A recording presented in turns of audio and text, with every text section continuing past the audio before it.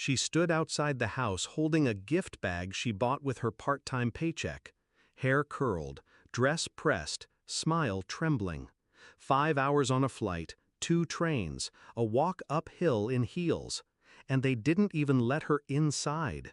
My mother opened the door halfway, like my daughter was a solicitor.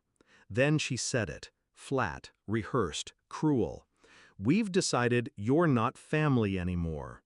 Then the door shut, and my daughter just stood there, 15 years old, shivering in the wind. That was their 40th wedding anniversary. I didn't attend. I knew better. They never forgave me for leaving, for divorcing Martin, for raising my daughter without a proper father. Their golden boy, the man who fractured ribs when dinner wasn't warm enough. I chose peace over tradition. They chose him. But they kept pretending they'd be there for her. Birthday cards with no cash, phone calls when it made them look good. And she still believed in them, until that door. She called me, voice hollow. "Mom, they said I'm not family." I didn't say anything for a moment. My hands were steady. "Where are you?" I asked. "Just outside." I told her to wait by the mailbox, not to move. Then I hung up.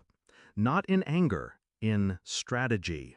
I drove in silence, not rushed, not boiling, just focused. They didn't know yet, but I'd already been watching them unravel. The signs came slowly at first. A passive-aggressive remark from my mom at Christmas. "You're lucky we still invite her." A comment from a neighbor. "I didn't know your daughter wasn't speaking to your parents anymore." Except she was. Until that day, she still sent them cards, still called every Sunday. They just stopped answering. Then the will came. They updated it without telling me. A copy accidentally forwarded to my address. Everything to Martin's son from his first marriage. Not my daughter, not even a photo mentioned. I didn't react. I scanned every page, highlighted every clause, made notes. Quietly. I waited. And when she told me she wanted to surprise them for their anniversary, I let her. Because some lessons are taught through heartbreak. Others are delivered through consequence. I arrived 23 minutes later. My daughter sat on the curb, still holding the bag. I opened the door. In.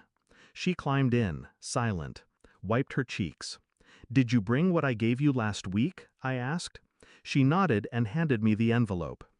Inside was the deed to the lake house, their prized property, the one they thought they still owned. 2 years ago, I bought their debt, behind on property taxes, behind on their second mortgage. They thought the lender worked something out. They didn't realize I was the lender now.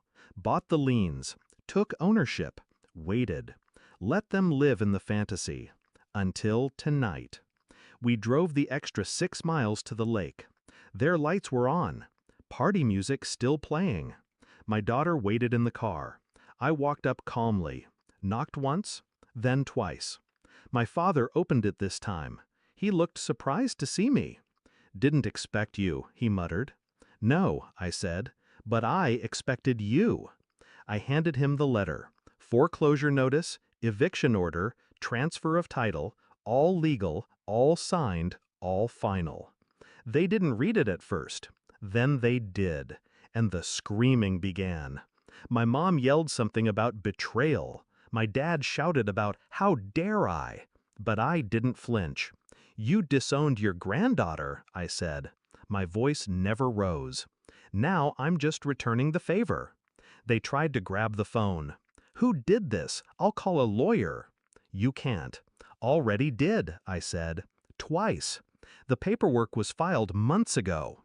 "Where are we supposed to go?" my mother snapped. "Not my problem," I replied. "Just like she wasn't yours." I walked back to the car. My daughter looked at me, eyes wide. "Are they okay?" I looked her dead in the eye. "They'll survive, but they'll never forget what they lost." The next morning, the locks changed. By law, they had 72 hours, but they left in 40. The neighbor told me they packed in the middle of the night, shouting, crying, frantic. And me? I slept in. I never raised my voice, never threw a punch. I just used the truth, and the law, and their own arrogance. They taught me what family meant to them, so I showed them what justice looks like. Now the lake house? It's quiet, peaceful, ours. My daughter painted her room last week. Blue walls, new curtains, a fresh start. No ghosts here, just memories we choose to build. Some people say revenge is ugly, but this wasn't revenge. This was reclamation of her worth, of my power, of the legacy they threw away.